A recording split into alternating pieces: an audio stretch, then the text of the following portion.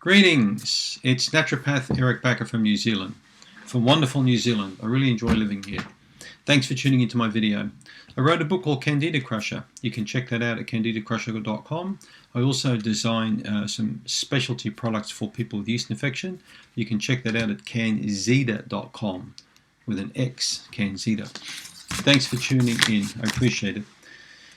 I've been asked by many people so many times, can you do a video on your favorite Candida fighting foods? And that's what we're going to do now. We're going to talk about what I consider the top 5 foods or 5 categories of foods that help to fight Candida. These foods aren't just good for Candida yeast infections. They're good for various kinds of yeasts in general, and there are many kinds of yeasts that can affect a person. They're also good for bacterial problems, parasite problems, many types of digestive issues in general. I'd like these food categories and particular foods, spices and herbs I'm going to talk about to become part of your daily diet. So try and, like I do, and eat these foods regularly. Once they become part of your diet and you continually eat them on a regular basis, you're going to maintain quite good health. A lot of these foods go back in history thousands of years. They've been used a long time by many different cultures. A lot of these foods we're going to talk about are still consumed today.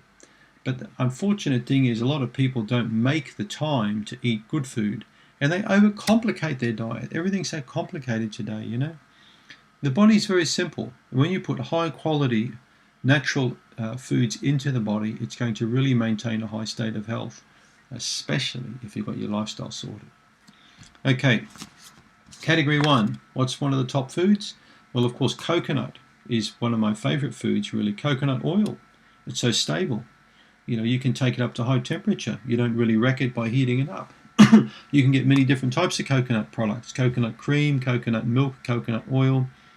So coconut has got a very powerful antifungal ability, and it's one of your top foods, in my opinion, for fighting yeast infection.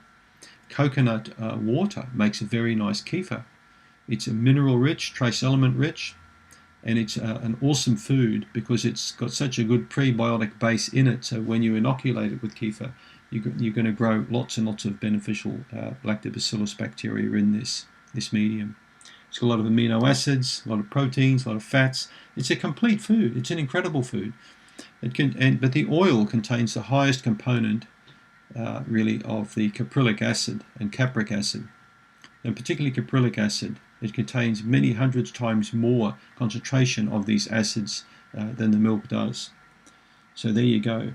My favorite coconut milk in a can is called Fia Fia, and it comes from Samoa. I think Samoa in the Pacific have some of the best coconut trees.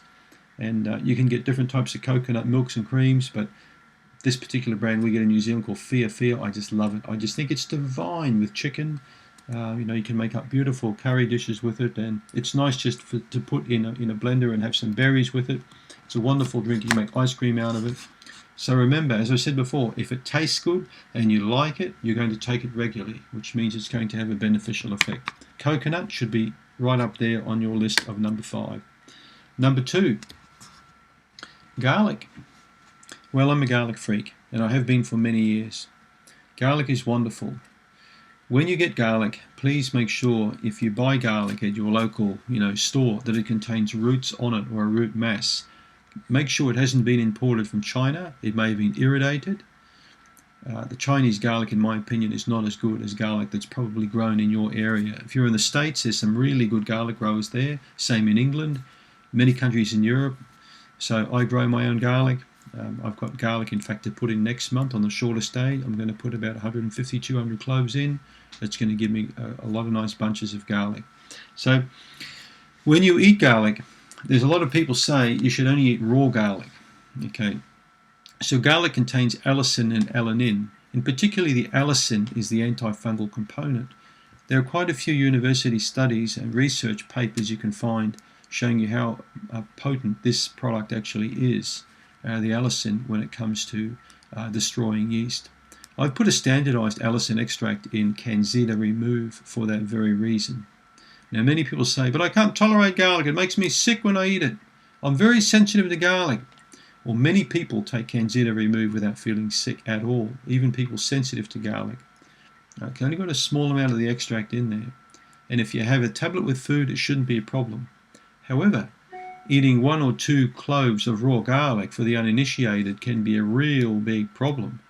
Never have garlic on an empty stomach, especially first thing in the morning. It can make you want to puke. All right? This is how I do it with raw garlic. I will have, for example, a curry made up, like a korma, vegetable curry. And as I'm about to serve it, I've got 1 small clove of garlic, which I cut very finely, or I've got my little chopper. I've got a tiny little chopper in the kitchen. I'll chop it up and then I'll sprinkle that on top of the food and I'll mix it in. So I'm still getting the raw garlic. It hasn't been cooked, but it's been added to the korma curry. All right, so that's how I prefer to eat it.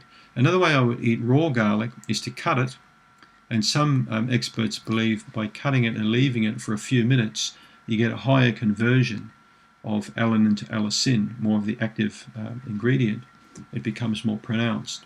I have definitely found garlic becomes stronger when you've cut it and left it for a while, rather than just cutting it. And of course, the other way that, as I mentioned, how I like to have garlic is by cutting it fine and then mixing it with olive oil and lemon juice. Now, I sometimes pre-make large bottles of olive oil, lemon juice, and lime juice, and salt, and pepper, and garlic, shake it up, and I put it in the refrigerator. And that's my salad dressings. I make up many different kinds of salad dressings, which I'll have all summer long. But often I'll make up a fresh one if I've got friends or visitors over to have lunch with me. Make up a fresh salad, go and get a lime out the yard or a lemon. The Maya lemons are quite like. Cut them in half, juice them, small clove of garlic, mince it fine, put it with the lemon and a bit of extra virgin olive oil. Put a little bit of Celtic salt on that and grind a little bit of pepper, mix it up. Nice way to have garlic, very nice way. Throw that on your salad. Also goes well on steamed broccoli or vegetables. It's very tasty on beans. Many ways you can have that little blend I was just talking to you about. So there's many ways you can have raw garlic in your diet. Garlic is excellent for Candida infections. Try and also, if you've got issues with blood pressure, for example, or circulatory problems, if you're worried about deep vein thrombosis, just get a small clove of garlic, very small clove, gently peel it, just squish it and peel it, and put a couple of scores with your knife in it and swallow it with some food like you would a capsule. Very powerful way to improve your circulation and to stop a lot of cholesterol build up and to reduce your chances of stroke and heart attack. So garlic should be on your list. Coconut 1, garlic 2. Number 3, or garlic and ginger I should say, add ginger with your garlic. Ginger is excellent. It belongs to the same family as turmeric. So turmeric is really a kind of a yellow ginger. Ginger I put in nearly all of my stir fry or vegetable dishes. I'll chop a bit of ginger up fresh and I'll add that with a bit of garlic. I generally combine those together. A bit like you always have chocolate ice cream with chocolate sauce on top. Okay, not that I eat ice cream a lot, but if you're going to have something like that, you know how one goes with the other? You have chips, you put salt on it. Okay, you have a burger, you have fries with it. Okay, sometimes things go together, combos. So, and I find ginger and garlic is a really nice combination. So ginger and garlic, number 2. Number 3, brassicas, would you believe it? Broccoli, cauliflower, rutabagas, all those sorts of things. Arugula, Chinese vegetables, bok choy, wombok, all those kinds of vegetables. They're bitter, they're sour, they're very high in fiber, and they contain a lot of prebiotic substance in them which really help the beneficial bacteria. Now, interesting tip I'll give you with brassicas, the longer you cook them, the stronger they smell. So with broccoli, if I cut it out of the yard, I grow a lot of broccoli in the garden. If I cut it, I never wash my vegetables because I grow most of my own. But if you buy store-bought stuff, you'll probably want to soak it, get any potential sprays or bugs or things off it. If you're going to steam it, I find broccoli best steamed, for example, or a brassica, by wetting it really well, shaking as much water off it as you can, and then cutting it. I've got a huge, big stainless steel pot, and the water has to be really boiling really well. And I've got, between my steamer and my pot, I've probably got about that much space between the water, and the base of my steamer, so the steam gets in there. You can also use those little Chinese bamboo baskets. They work quite well. Get your water as boiling as much as you can. Put your broccoli on there and cover it really firmly, and don't open it, just leave it. And you let it steam for 3 minutes. I find 3 minutes about the right time, maybe 4 sometimes. and then take it off. And then there are two trains of thought here. You can either dunk it immediately in freezing cold water with ice cubes. That will retain the green colour of the broccoli. It maintains a sort of a nice tone. I don't. I would just steam it, straight on the plate, and I eat it right away. And I find that really, the longer you steam it for, the more it's going to pong and smell. Brussels sprouts the same. Brussels sprouts can actually be cut real fine. You can even make sauerkraut from Brussels sprouts. Beautiful sauerkraut. You can cut Brussels sprouts quite fine and stir fry them. Then you won't get that awful farty kind of smell, when someone's cooked brassicas in the kitchen and then someone walks in. Who farted? Did the dog fart? No, I'm cooking Brussels sprouts. Well, that's why I don't like them, because they smell like farts. Brussels sprouts are phenomenal. They've got a very high content of indole-3-carbinol, or I3C. So indole-3-carbinol is very good for estrogen metabolism and also for glucuronidation, for liver cleansing in general. Brassicas are implicated very much so in liver detoxification. So they're fantastic. They're good for the bowel, they're good for liver detox. I recommend that you eat brassicas regularly. But brassicas are bad for the thyroid. If I eat them, my thyroid will clap out and I'll end up 6 foot wide and 400 pound and I'll go hyperthyroid. That's not true. It's fallacy that brassicas create a thyroid problem. Raw kale creates the thyroid problem, not brassicas in general. Don't eat raw kale. Always steam kale or cook it. In Holland, when I grew up when I was young, kale was never consumed raw. It was always boiled or steamed, added to food. So raw kale is a new phenomenon by a lot of these crazy foodie kind of people who think that raw kale is great in smoothies, but there is certainly an indication that people who drink raw kale all the time end up with thyroid dysfunction. So don't do it. Okay, we're moving on to the herbs and spices. So there's quite a wide range of stuff here, but let's just have a look at the herbs in general. Thyme, oregano, marjoram, rosemary. All the Mediterranean herbs are wonderful as anti-fungal, antimicrobial additions to your diet, particularly oregano and thyme. So they contain different phenols, different chemicals. If we have a look at oregano, particularly it contains thymol. Okay, thymol in particular, and carboxyl. So these are very strong compounds that help to negate a yeast infection. Grow oregano yourself. I grow lots of it in the garden. Now it belongs to the mint family, so it's very invasive. So be careful where you grow it. Don't just put it amongst all your flowers and plants, because it will take over like mint and then you'll end up being quite annoyed. Grow it in an old bathtub. Just get a couple of pieces of wood, make a little raised garden bed and just grow them in that, for example. You'll be able to control them a lot better. Rosemary is very invasive. I planted one this summer, which is fantastic. It's a very hot, spicy, peppery oregano. It's beautiful on pizzas. It's beautiful in pasta dishes. It's nice in salads. It's a bit peppery in the mouth. So Oreganum vulgare, or the common oregano, is a wonderful herb to grow. My bees love it. You get all these lovely flowers all over it, and the bees just go crazy on it in summertime. And it's a wonderful herb. Get a piece of lamb or a piece of meat. Get a whole huge big handfuls of oregano, and I just cut it off with a knife and I'll crunch it up in my hands, and you can really smell that pungent oregano smell. And then I'll just jam that in a jar and fill it with olive oil and leave that with some garlic pounded in there for a couple of weeks in the kitchen where it's warm. And that oil I rub into meat with salt and put the oil in. It's a beautiful tasting marinade to do. Put a splash of wine or some alcohol with it. It will draw right into the meat and give the meat a very tasty Mediterranean sort of flavour. Add rosemary to it, even better. Nice in salad dressings. You can steam oregano up and actually add it to foods as well. A lot of people don't know that. But yeah, thyme, oregano, marjoram is a little bit more of a delicate, sensitive kind of a herb. Belongs to the same family. I use marjoram a lot along with tarragon in egg dishes, quiches and egg dishes, and spinach and egg is beautiful with marjoram, for example. Oregano I find marries up more with meat. Chili. Let's look at spices like chili and clove. Well, clove contains this stuff called eugenol, and eugenol is very potent. I often recommend a jock itch tea you can make from clove.